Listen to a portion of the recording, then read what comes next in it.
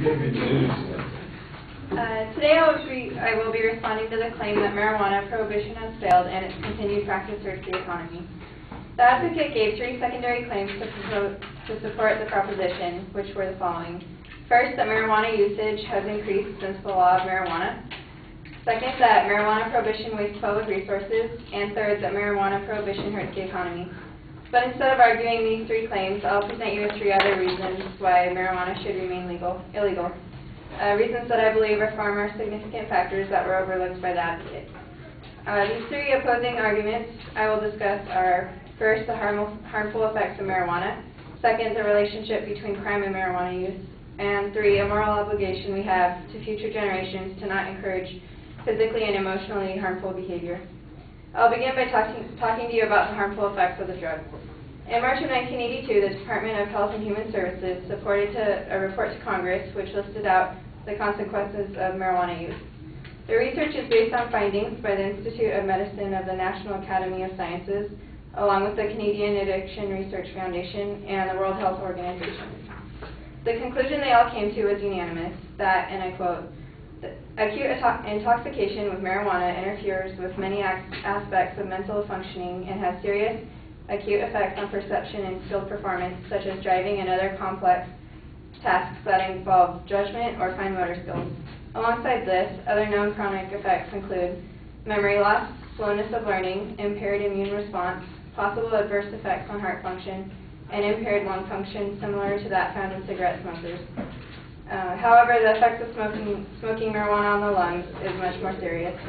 To put it in perspective, the California Narcotics Officers Association has stated that 1 marijuana cigarette causes the absorption of 5 times more carbon monoxide and 4 times the tar into the blood than 1 cigarette.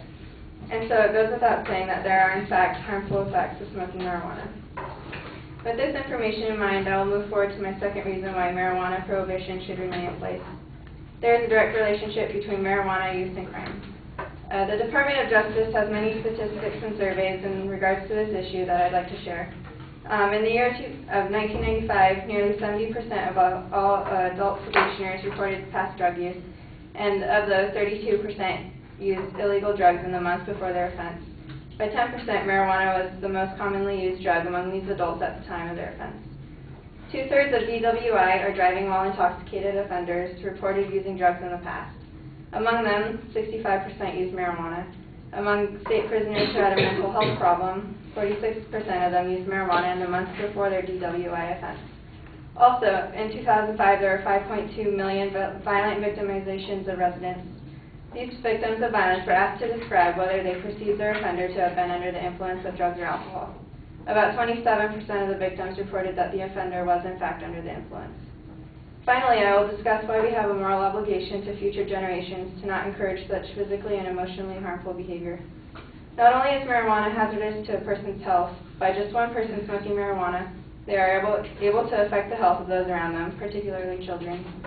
According to an article published by the American Academy of Pediatrics, recent long-term studies have revealed that prenatal drug exposure has a direct impact on the child's behavior at 4 to 6 years of age, with prenatally exposed children showing significantly high rates of depression and anxiety, aggressive behavior, thought problems, impulsivity, and distractibility.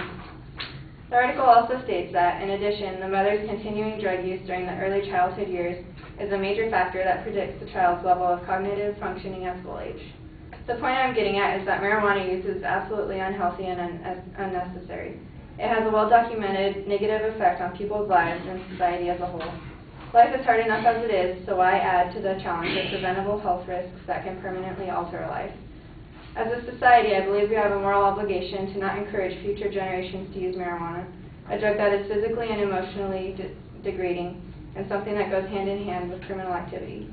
It is for these reasons that marijuana prohibition continues to serve a real purpose.